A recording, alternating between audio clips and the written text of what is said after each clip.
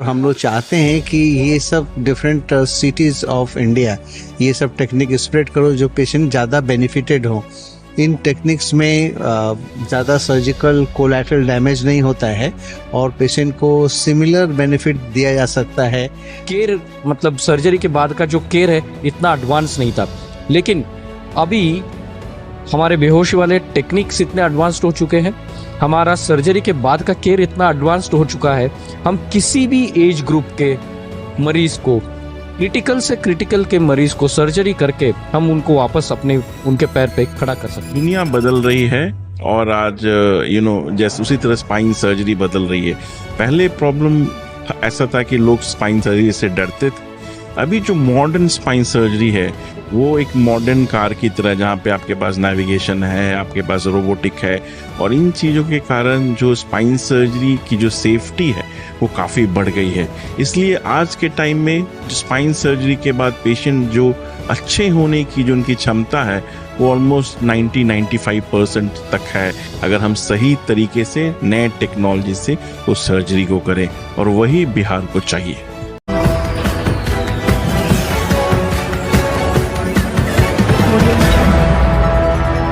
नमस्कार, बिहार मिथिला न्यूज में आपका स्वागत है। मैं हूं मनोज। देखिए, दरभंगा में बिहार में सबसे ज़्यादा दरभंगा चिकित्सा क्षेत्र में काफ़ी विकसित हो रहा है। हमारे साथ बाहर से आए हुए कई ऐसे डॉक्टर्स हैं जिन्होंने दरभंगा के पीजी डॉक्टर्स के अलावा अन्य डॉक्टर्स को एक बड़ी ट्रेनिंग और वर्कशॉप हुआ है। सर, आपका नाम परिचय कहाँ से? मेरा नाम डॉक्टर सुधीर कुमार श्रीवास्तव है। मैं मुंबई से आया हूँ। मैं प्रेसिडेंट हूँ association of spine surgeons of India. यहाँ पे एक एजुकेटिव सेशन रखा गया है और ये सेशन डिफरेंट सोसाइटीज़ के द्वारा की जाती है डिफरेंट जगह। जैसे कि association of spine surgeons of India भी आउटरीच प्रोग्राम करती है, जो हम लोग सेंट्रल एरिया से जाके जो पेरिफेरल एरिया में है, डिफरेंट स्टेट के डिफरेंट सिटीज़ में या कस्बा में जाके, और हम लोग ये स्पाइन का नॉलेज जो है बाकी के यंग सर्जन्स जो है उनको देने की कोशिश करते हैं।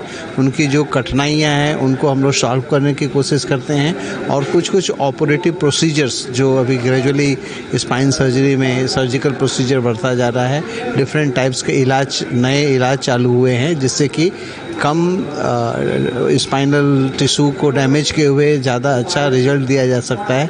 उसको सिखाने डिफरेंट पार्ट में जाते हैं। आज यहाँ एओ ग्रुप सोसाइटी जो है उन्होंने एक एकेडमिक प्रोग्राम रखा है, और यहाँ के जो अगल बगल सिटीज़ के जो मेडिकल स्टूडेंट्स हैं, जो पोस्ट ग्रेजुएट स्टूडेंट्स हैं, वो भी इसमें पार्टिसिपेट कर रहे हैं। ये विगत 3-4-5 वर्षों में कितना टेक्नोलॉजी डेवलप हुआ है और इससे मरीजों को कितना फ़ायदा पहुँचा और डॉक्टर्स को भी कितना फ़ायदा पहुँचेगा?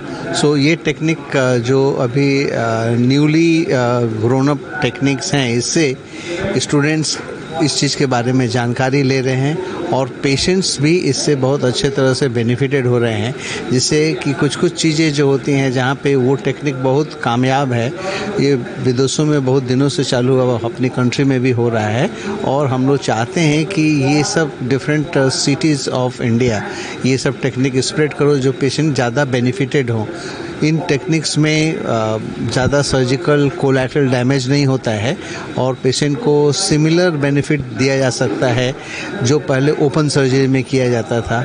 ओपन सर्जरी को भी सीखना बहुत ज़रूरी है, क्योंकि जो यंग सर्जन्स हैं उनकी ट्रेनिंग यहीं से शुरुआत होती है कि वो पहले सब चीज़ के बारे में जानकारी लें, पेशेंट को कैसे एग्जामिन करते हैं, पेशेंट की बीमारी कैसे जाना जा सकता है और उसका सही इलाज कैसे किया जा सकता है, इसके बारे में हम लोग डिस्कस करते हैं। ये कैसा लगा आपको दरभंगा आकर के? वहाँ से आप आए? एक्चुअली दरभंगा मैं दूसरी बार आया हूँ, पहले भी मैं यहाँ आया था और यहाँ भी काफ़ी पहले के साल से काफ़ी ग्रोथ हुआ है। एयरपोर्ट काफ़ी चेंज हो गया है, यहाँ का एजुकेटिव जो इन्वायरमेंट्स है वो भी काफ़ी चेंज हुआ है। काफ़ी लोग यहाँ पढ़ने पढ़ाने में इंटरेस्टेड हैं और सब लोग इस तरह अरेंज भी कर रहे हैं जिससे कि ज़्यादा से ज़्यादा लोग इस चीज़ में पार्टिसिपेट कर सकें। Thank you.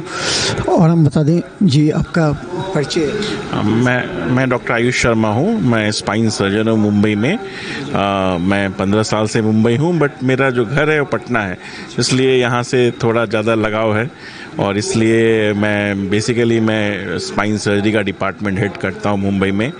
बट जब मुझे दरभंगा से बुलाया गया तो मैं बोला कि मैं ज़रूर आऊँगा। क्या लगता है कि चिकित्सा व्यवस्था बिहार की पिछले 15 वर्षों में सुधरी है और कितना अकोमोडेबल हुआ है आप लोगों के लिए ताकि फायदा हो? आई थिंक देखिए, बिहार की चिकित्सा व्यवस्था बहुत अच्छी हुई है पिछले 15 साल से। मैं जानता हूँ क्योंकि मेरा जन्म पटना में हुआ था और मेरे फादर अभी भी पटना में डॉक्टर हूँ, तो मुझे मालूम है कैसी सिचुएशन 15 साल पहले थी। अभी मॉडर्न टेक्नोलॉजी, मॉडर्न टेक्निक आ गई है, लोग इंटरेस्टेड हैं इसको सीखने में। जैसा ये सेमिनार है, इसमें हम स्पाइन की नए तकनीक जो यहाँ के डॉक्टर हैं उनको सिखा रहे हैं। सो आई थिंक बिहार बढ़ रहा है और जो लोग यहाँ से जुड़े हैं वो जो कर सके इन बिहार के लोगों के लिए, बिहार के डॉक्टर के लिए, वो हम करने की कोशिश मैंने देखा है कि जैसे यहाँ जिस तरह की सुविधाएं हैं, एक लेटे हुए आदमी को खड़ा करके चला देना, ये स्पाइन सर्जन की सबसे बड़ी कमी। क्या लगता है कि पहले की जो टेक्नोलॉजी थी, अब इसकी टेक्नोलॉजी में आपका जो AI इससे क्या हो सकता है? कि देखिए, दुनिया बदल रही है और आज जैसे उसी तरह स्पाइन सर्जरी बदल रही है। पहले प्रॉब्लम ऐसा था कि लोग स्पाइन सर्जरी से डरते थे। अभी जो मॉडर्न स्पाइन सर्जरी है वो एक मॉडर्न कार की तरह, जहाँ पे आपके पास नेविगेशन है, आपके पास रोबोटिक है, और इन चीज़ों के कारण जो स्पाइन सर्जरी की जो सेफ्टी है वो काफ़ी बढ़ गई है। इसलिए आज के टाइम में जो स्पाइन सर्जरी के बाद पेशेंट जो अच्छे होने की जो उनकी क्षमता है वो ऑलमोस्ट 90-95% तक है, अगर हम सही तरीके से नए टेक्नोलॉजी से उस सर्जरी को करें, और वही बिहार को चाहिए।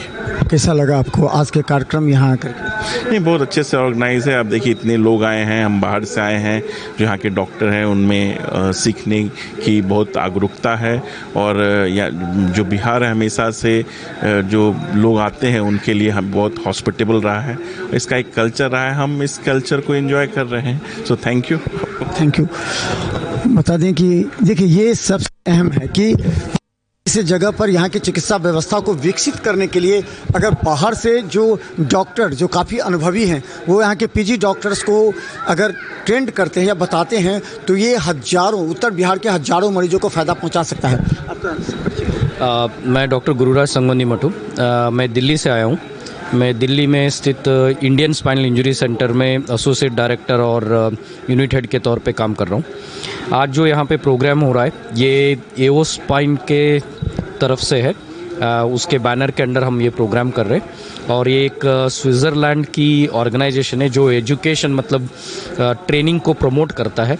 और इस ऑर्गेनाइजेशन का मैं इंडियन सब कॉन्टिनेंट का, इंडिया, नेपाल, श्रीलंका और बांग्लादेश का एजुकेशन ऑफिसर हूँ।